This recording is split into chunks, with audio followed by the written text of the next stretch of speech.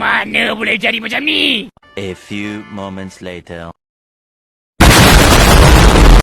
Hai, perkenalkan nama aku Eka Ramadhani dari Program Studi Ilmu Komunikasi Angkatan 2022.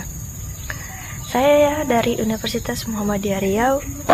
Oke, di sini saya akan memenuhi tugas mata kuliah saya, yaitu membuat konten literasi digital.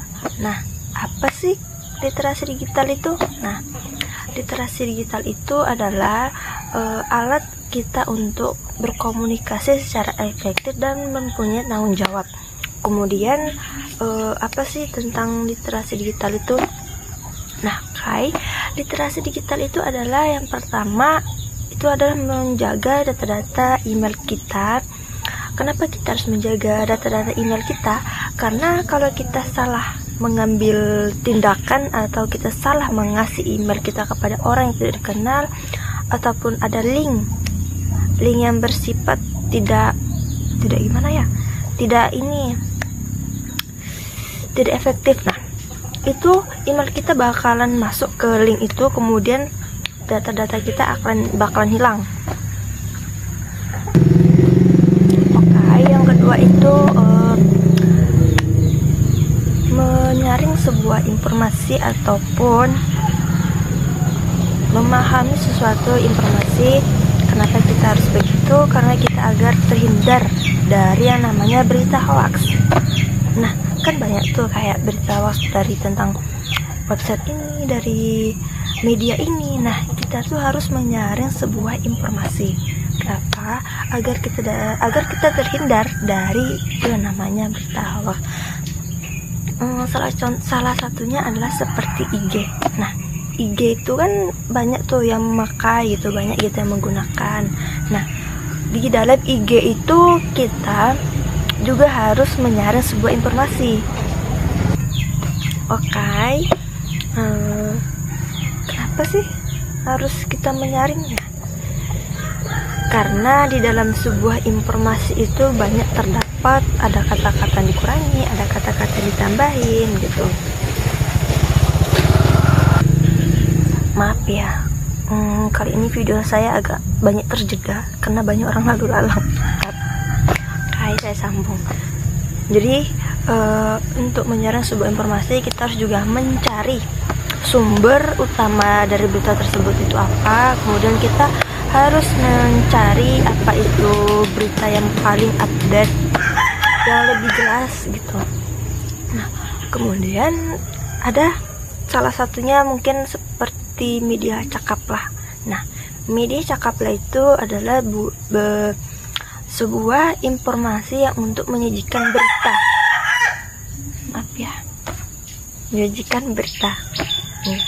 Terus sama seperti TikTok. TikTok ini kan banyak tuh digunakan dari masyarakat maupun remaja, dewasa ataupun yang lebih lansia seperti itu. Nah, untuk itu TikTok ini juga berpengaruh sangat luas penyebaran informasinya. Oleh sebab itu kita juga harus hati-hati dalam menerima sebuah informasi, karena di dalam sebuah informasi itu banyak. Bentar ya, kita jeda dulu. Oke, kita sambung. Nah, di dalam sebuah berita itu kan banyak tuh berita-berita dari luar sana gitu, banyak dari luar, banyak dari dalam gitu. Nah, salah satu contohnya tuh kita ambil tentang berita dari dalam.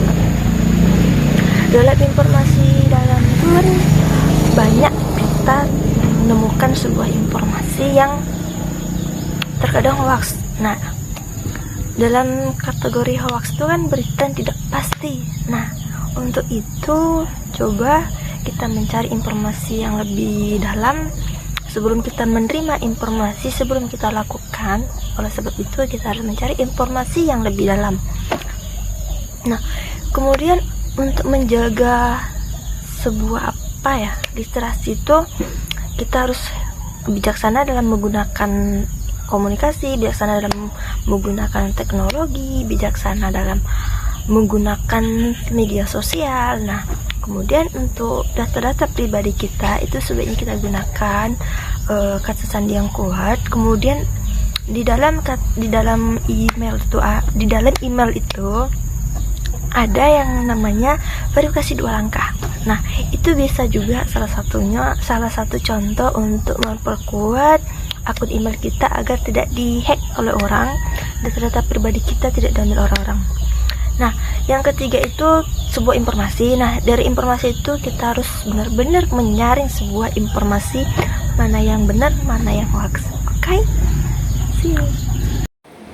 Salah satunya media Cakaplah, di mana media ini menyediakan berbagai sumber berita. Salah satunya adalah pada tanggal 1 Januari pengemudi mobil menabrak pengendara yang berada di Jalan Hang Tuah yang terdiri dari satu keluarga. Pengemudi tersebut positif memakai narkoba. Kemudian kecelakaan tersebut mengakibatkan satu keluarga tewas, satu meninggal di TKP, 2 dilarikan di rumah sakit. Kemudian di dalam mobil tersebut terdapat 2 laki-laki dan 1 perempuan.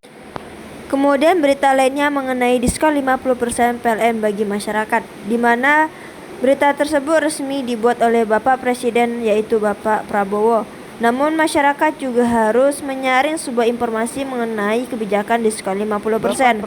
Untuk itu kita sebagai warga Indonesia harus menyaring sebuah berita, mana berita yang benar ataupun yang palsu. Karena dengan berita tersebut kita mampu mengelola sebuah informasi yang ada di negara kita. Kemudian untuk mengenai diskon PLN ini, di mana ada beberapa kebijakan yang harus dilakukan oleh masyarakat agar dapat menggunakan diskon 50% yang disediakan oleh Bapak Prabowo Subianto. Baik teman-teman, terima kasih sudah menonton videonya.